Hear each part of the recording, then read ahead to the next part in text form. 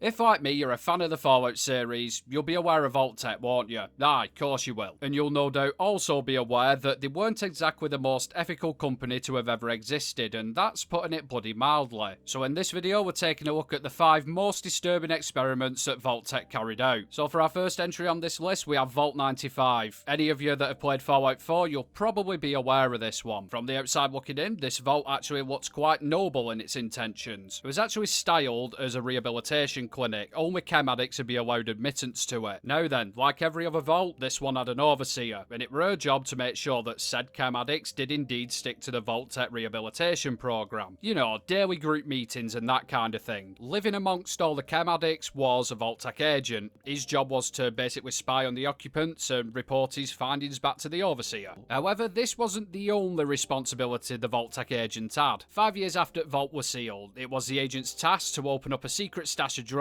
while the rest of the residents were sleeping. As you can imagine, this caused absolute bloody pandemonium. While some of the vault dwellers did indeed try to stick to the program, the vast majority of them gave in to their urges, which is understandable in this situation, innit? Now, we don't actually know what happened to the residents, as nothing set in concrete, but we can assume that violence broke out and the vast majority of them were indeed killed. To back this up, we do have a couple of terminal entries from one of the chem addicts called Jay Scott. He describes violence, shooting, you know, all that fun stuff. Couple that with the fact that the gunners inhabit the vault during the events of Fallout 4, we can pretty safely say that the residents are indeed dead. Or, you never know, some could have escaped into Wasteland. I think the saddest part about this whole vault story is the Vault Tec agent in charge of spying on the chem addicts said that the treatment were working, and while some of them were suffering from withdrawal symptoms, the vast majority of them had beat their addictions. Next on the list, we have Vault 106, and this one, again, is kind of drug related, but in a totally different way. Now, this is another in-game vault, and we can visit it in Fallout 3. So if you're feeling nostalgic, why not fire up your old PlayStation or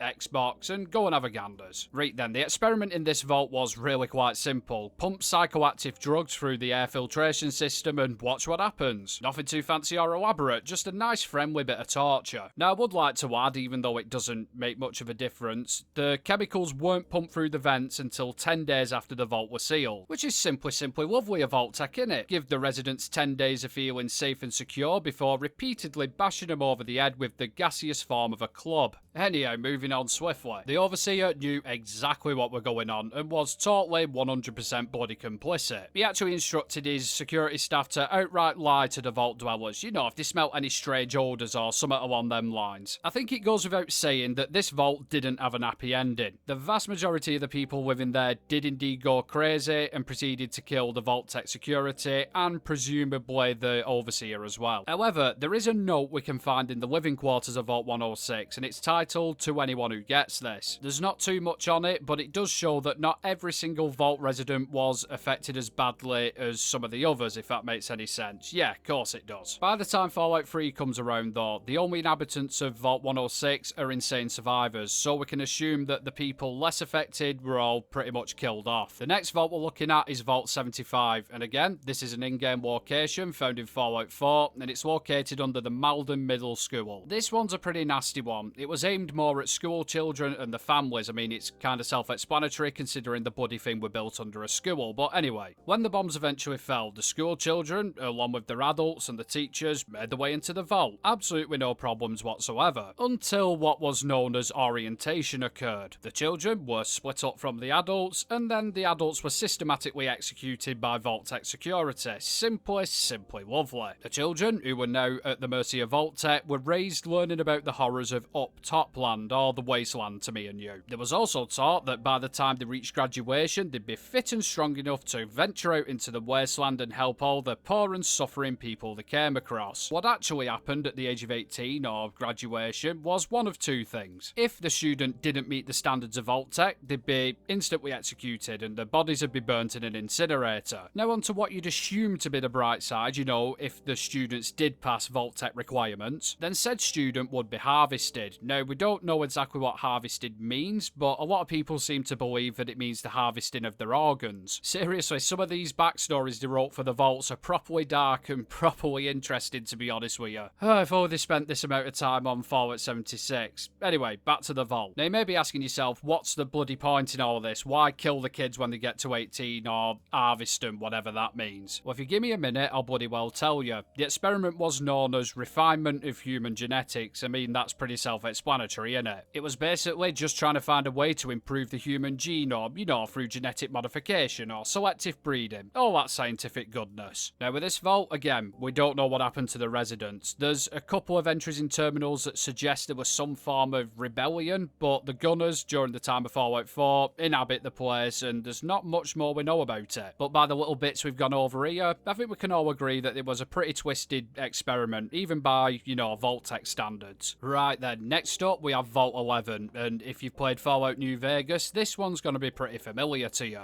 As with 99.9% of all the other vaults, this one also did have an experiment behind it. I mean, we wouldn't be covering it on this list if it didn't, but anyhow. This experiment is a little bit different than the others we've got on our list, though. It's more of a social experiment rather than an actual physical experiment. Does that make sense? I hope it bloody does. To put it as simply as I possibly can, every year the inhabitants of Vault 11 were told to choose one of the fellow vault dwellers and execute them, otherwise the computer, which ran the vault, would systematically kill them all. From information we can get from terminals scattered throughout the vault, the way this sacrifice worked was every year the inhabitants would choose somebody to get, well, sacrificed. That person would then, funnily enough, become the overseer. After the person's term was up as overseer, they would be told to enter an execution chamber and get, well, executed. There's no other way to say it, really, is there? This tradition and cycle went on for so long, voting blocks actually became a thing. I think there were 6 or 7 main ones. I'm not too sure on that, though. Think of these blocks as like political parties. Each one would nominate an overseer who'd be sympathetic to their goals and their desires. The sad thing about all this, all the sacrifices, all the voting and whatnot, it wasn't needed. All the residents needed to do was just refuse to sacrifice somebody. If they would have refused from day one, the computer would have congratulated them and actually opened the vault doors as a reward, so the inhabitants could leave and enter the vault at will. Eventually, the vault dwellers did just that. They refused to sacrifice anybody else. Unfortunately, by this time, there was only 5 of them remaining. By the time we visit the vault in New Vegas, it's been abandoned for decades, so we can safely assume that the vault dwellers have either left and are living in the wasteland,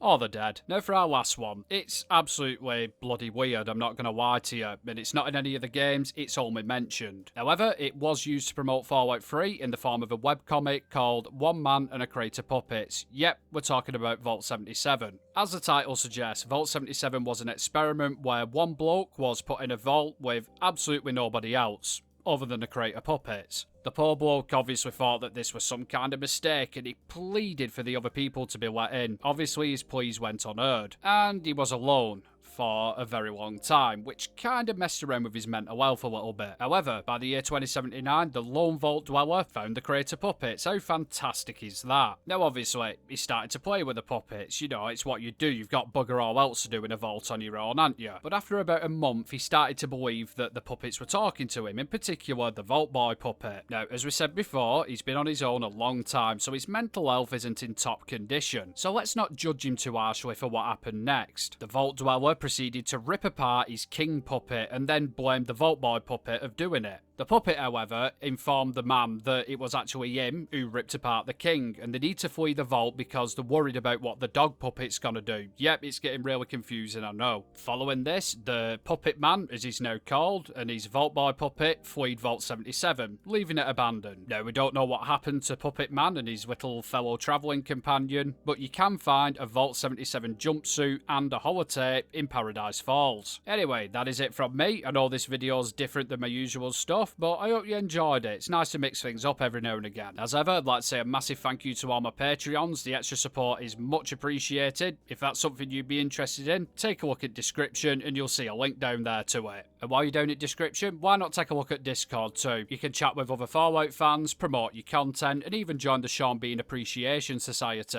And of course, guys, if you did like the video, hit that like button, let me know I'm doing an half-decent job, and if you want to see more weekly Fallout content, consider hitting that subscribe button too. Anyhow, as we say it north, I love you and leave you, and I'll catch you next.